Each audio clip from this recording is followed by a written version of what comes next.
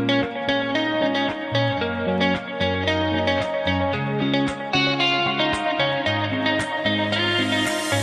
everyone, it's Dr. Rick, founder of Herbal 411, and I wanted to talk to you about how to avoid the immediate care center in this winter time of 2024-2025. Now, I also have to stress that my work here in the Herbal 411 / YouTube community is independent from my work at any hospital situation or organization. Having said that, I am an integrative medicine physician. I run a virtual practice. So I'll put the link down below, but please consider subscribing and or joining my practice if you don't have a primary care doctor or if you're tired of using just medications and not going in the integrative medicine realm. So today we want to talk about what I'm seeing in the immediate care center, my other job. So we are seeing massive amounts of people that are just sick in the community. And no matter which community you're in the US, this is cold and flu season. There just happens to be a bloom, or I should say a nuclear explosion of COVID, influenza, respiratory syncytial virus, also known as RSV, and walking pneumonia. And I don't think anybody is immune to those things. I think that usually my healthiest patients that I see in both the virtual community that I have and the immediate care centers I work at, the healthiest patients are going through it quickly. And the not so healthy patients are going through it very painfully. So this is a way that you might be able to take care of yourself if you don't have your own physician. But remember, this is not to be substituted for medical advice. So please bring my information to your primary care doctor's office and see how it pertains to you. I'm going to talk about my favorite hacks or my favorite herbal ways to take care of infection. Infection in the form of any infection. Truthfully, I have not taken an antibiotic in 2 decades, I believe. In fact, the last antibiotic I took was Z-Pak, and I took it because I had some kind of upper respiratory tract infection. I think it was 20 to 30 years ago. And I developed C. difficile, which is the nastiest bug in your gut that happens when you kill off all your good bacteria. So I haven't done it since then, but I've also practiced integrative medicine. That's actually the launching pad when I went from regular medicine to integrative medicine, did my fellowship, and I learned about other options that you might have to be healthy. I also have to stress, I exercise, I meditate, I try to embrace sleep as best as I can, and I do a lot of data self-recording. So bottom line is that I usually will go from data that has been reproducible to anecdote that is not reproducible but works in practice.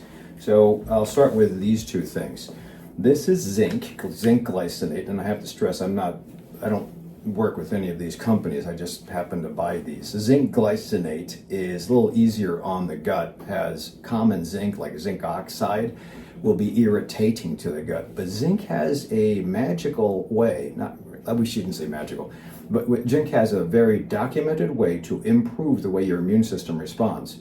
The problem is, if you get the cheapest brand, you'll have irritation, nausea possibility, but if you get the not so cheap brand, and that's not that expensive either, you'll have less side effects. So zinc will work in the boosting of immune system. The problem is if you only take zinc and you don't take something to get the zinc from the bloodstream into the cell, you're only half treating or half helping your body. Quercetin is a derivative from onions, and it seems to, when isolated in active form, it seems to get the zinc from the bloodstream after you absorb it in the stomach into each cell, including the immune cells, the white blood cells. And that's where the magic happens. If you just have zinc alone in the bloodstream, some of it might get in. But number one, you have to get it absorbed first. And zinc competes with the copper, which is another story. But if you have too much copper in your diet, then the zinc will not get in. If you have too much zinc in your diet, the copper won't get in. Again, another story. But after it gets absorbed through the small intestine, then it has to get into the bloodstream, and then it has to get into the cells. If it just sits into the bloodstream, it might help.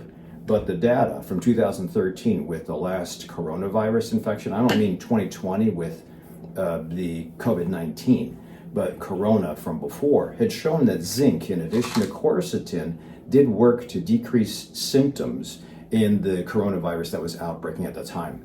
So I've used this combination with all my patients. In fact, I saw a couple of patients that came in yesterday. They were on the right treatment plan, and they told me, a couple of them had told me, I always get sick sometime between Thanksgiving and January 1st. And I told them that if you have an asthma issue, then you take care of your asthma, but there are options, and it's not going to be taking an antibiotic beforehand. You only save the antibiotics for when you're documented sick, or your antivirals for when you have influenza documented. And you can't do that on your own, but you have to go to one of us. However, if you're in a query, you're not so bad, you're doing some preventive medicine, you can actually do these two things as long as you want. Again, I would probably be careful with zinc decreasing your copper levels, but I've had many patients do 3 months at a time of both of these and come out scot-free as far as beating the infection for that season. So give it a try. You just have to be careful about the upset stomach part. Number 2 would be these two things. This is pelargonium, and I love Nature's Way. Pelargonium also comes in a kid's dose. It's liquid. And this is NAC, N-acetylcysteine. I've done videos on this as far as cough suppressant. And this also works well with decreasing glucose. So pelargonium and NAC, N-acetylcysteine, are useful for decreasing cough. Those of you who are already sick and you're trying to cut back on the cough that's waking you up at night, and by the way, if you're waking up at night and you think it's getting by and you're okay with it, every time you fragment your sleep, your immune system suffers. So the next day, if you're trying to fight an infection and you only got half sleep because you kept on waking up every hour to cough a little bit, well, that's going to decrease the efficiency of your immune system, and your immune system will take longer to get better. So you want to take advantage of hopefully loosening phlegm, getting it out easy. Number 2, you want to take advantage of sleeping properly and eating properly, and maybe cutting back on exercise, but not necessarily stopping it. I usually say 20 to 30% pull back on the exercise as far as intensity, but still continue. Now, these two things, especially this for kids or adults, and this for adults with diabetes especially, has worked to decrease the coughing that you're doing when you're sick, if you do have an upper respiratory tract infection or postnasal drip. And if you can decrease the cough, number 1, you'll feel better. Number 2, you'll spread less bacteria and virus. Number 3, you will be able to sleep. So I love the combination of both of them, or just one in particular. And the data on NAC was great in 2020 with COVID. I used it often before Paxlovid came out. And the data on pelargonium is pretty decent. No side effects, no great side effects anyway, but the data is a little bit weaker than what came out with 2013's study on the coronavirus and using herbals. So we have really good data showing what you can do to prevent problems 3 months at a time. You have pretty decent data with regards to taking care of symptoms, especially cough. And you can always do the fluid thing too. So steam exposure 3 times a day, 10 minutes at a time, will help moisturize or droplet hydrate mucus. So when you cough it out, it's easier to cough out versus dry and sticky mucus that just doesn't come out, and you have to keep on coughing because your little bronchial hair cells that push mucus out, they have to really struggle to get the mucus from down here out here. When it's loosened, when it's globular, when it's phlegmy, and it's easy to cough out, one cough and it's out and you're done with it. And again, these two guys, this helps decrease the cough. This helps decrease the cough, but it loosens the phlegm, which is awesome. And there is a byproduct, side effect, I should say, of somehow lowering, this is anecdotal, somehow lowering glucose. And so my diabetics, they decided, some of them decide to discontinue with this even after the infection is over and we've conquered it. So going on to anecdotal stuff that I use over the last 2 decades. I love nasal crom. This came out, this is nadacoramyl sodium. It's a mast cell stabilizer. Data is good. The mast cell stabilizer, this is over the counter, by the way. It used to be prescription when it first came out. I should backtrack. When it first came out, it was used as nadacoramyl sodium to decrease mast cell irritation or activation. Mast cells are part of the immune system. When you have an allergy, the allergen gets into the body. That little antigen is sent throughout the bloodstream, and the immune system starts to tag the antigen and says, hey, we have a problem. Get this thing either liquefied or out of the system. And it alerts the entire immune system. And that's why when you have hay fever and you start to smell the hay fever or the antigen that's blossomed in the morning or during the allergy season, your immune system turns on, you have itchy eyes, you have a stuffy nose, you have coughing, and you have itchy skin. That's because the body's trying to protect you from that. Or it could be nickel if you have a cheap watch, or it could be fish if you're allergic to fish. But bottom line is that mast cells are the first line of defense. And when they explode, you get a stuffy nose. However, if you spray this into your nose, you might be able to decrease the mast cell activation. If you decrease that, less stuffy nose. Might not help that well systemically as far as eyes and throat, but it is helpful for the biggest problem, which is always going to be the sneffer.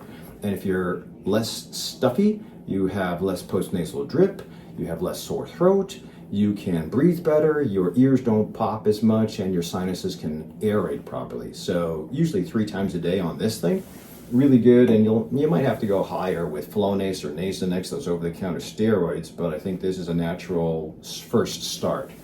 This also, and we're going downward as far as the data, more anecdotal, more data-based. This is Mushroom Blend. I love the Host Defense throat spray.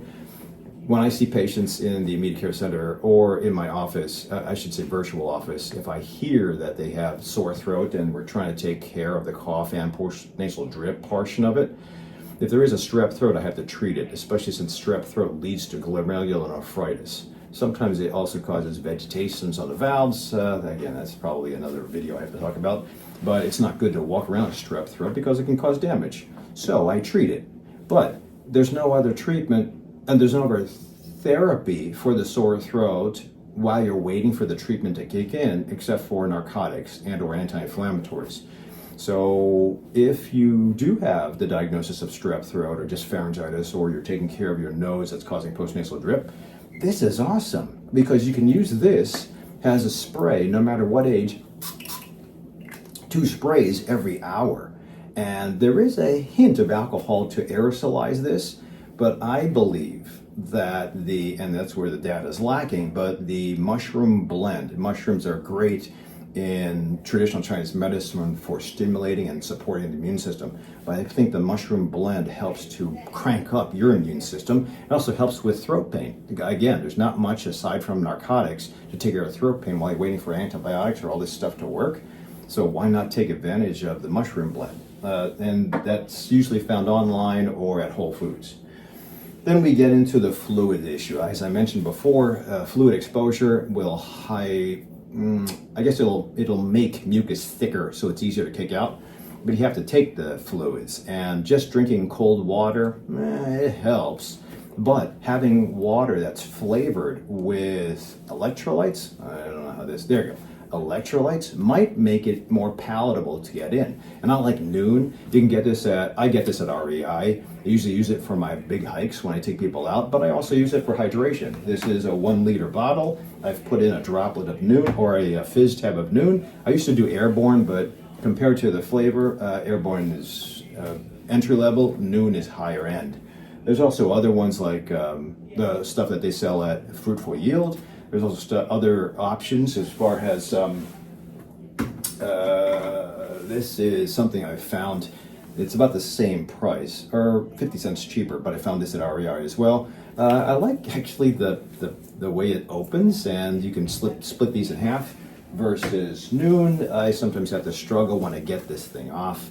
Not a big deal. Anyway, I'm using this more for the flavor of hydration so that it makes it more palatable, easier to get in. Plus, there's also electrolytes of sodium, potassium, chloride.